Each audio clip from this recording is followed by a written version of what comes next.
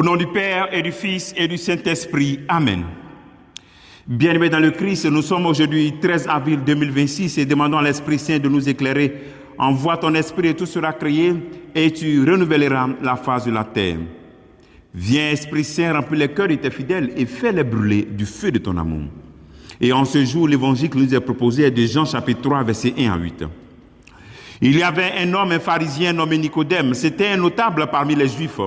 Il vint trouver Jésus pendant la nuit et lui dit, « Rabbi, nous le savons, c'est de la part de Dieu que tu es venu, comme un maître qui enseigne, car personne ne peut accomplir les signes que toi tu accomplis si Dieu n'est pas avec lui. » Jésus lui répondit, « Amen, amen, je te le dis, à moins de naître d'en haut, on ne peut voir le royaume de Dieu. » Nicodème lui réplique, « Comment un homme peut naître quand il est vieux? Peut-il entrer une deuxième fois dans le sein de sa mère et renaître? » Jésus répondit, « Amen, amen, je te le dis, personne, à moins de naître de l'eau et de l'esprit, ne peut entrer dans le royaume de Dieu. Ce qui est né de la chair est chair, ce qui est né de l'esprit est esprit. Ne sois pas étonné si je t'ai dit, il faut naître d'en haut.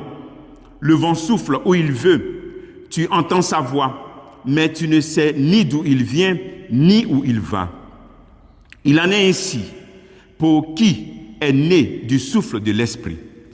Acclamons la parole de Dieu, louange à toi, Seigneur Jésus. » Voici cette belle rencontre de Jésus et de Nicodème. Nicodème, un grand pharisien, connaît les Écritures, connaît la Torah, mais sa foi est encore imparfaite. Et il se pose des questions, il va rencontrer Jésus. Il est bon que tu te poses cette question fondamentale. Qui est-ce que tu croises quand tu te poses des questions sur ta foi ou quand tu as des doutes? Ce n'est pas sur les réseaux sociaux ou bien sur ChatGPT ou bien Google, mais il faut rencontrer physiquement, personnellement les prêtres. Toi, en tant que catholique, rencontre tes prêtres catholiques. Parce qu'il y a tellement de manipulations que les gens risquent d'égarer ta foi.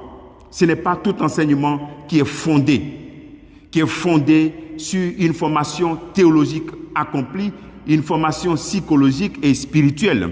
Avec tes prêtres catholiques, tu as ça, tu as cela. Il y a tellement de manipulations, donc sois vigilant. Lorsque tu as des doutes sur ta foi, rencontre les personnes avisées. Le deuxième appel, c'est que, comme Nicodème a entendu parler de Jésus-Christ, et toi aussi, tu vois des gens faire des miracles au nom de Jésus-Christ. Tu as entendu parler aussi de Jésus-Christ. Mais peut-être que tu le suis par curiosité, ou bien même tu désires recevoir toi-même ton propre miracle. Mais au fond, tout cela ne t'a pas conduit à la foi. Ce que tu as entendu de Jésus-Christ, les miracles qui ont eu lieu dans la vie des autres, cela ne t'a pas conduit à la foi ou à la repentance. Donc ta foi est encore imparfaite. Il faut faire attention. Donc ce qui compte pour le Christ, c'est de naître de nouveau. Naître de l'eau et de l'Esprit Saint. C'est le baptême qui nous fait rentrer dans une nouvelle vie, une repentance.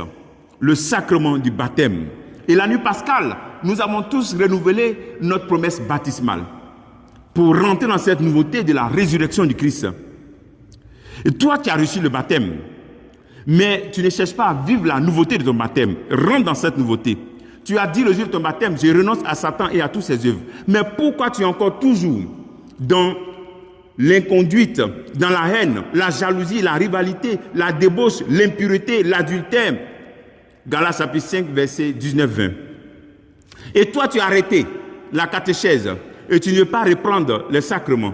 Reprends donc cette vérité, rentre dans cette vérité des sacrements où Dieu agit dans ta vie pour te faire renaître de l'eau et de l'Esprit Saint.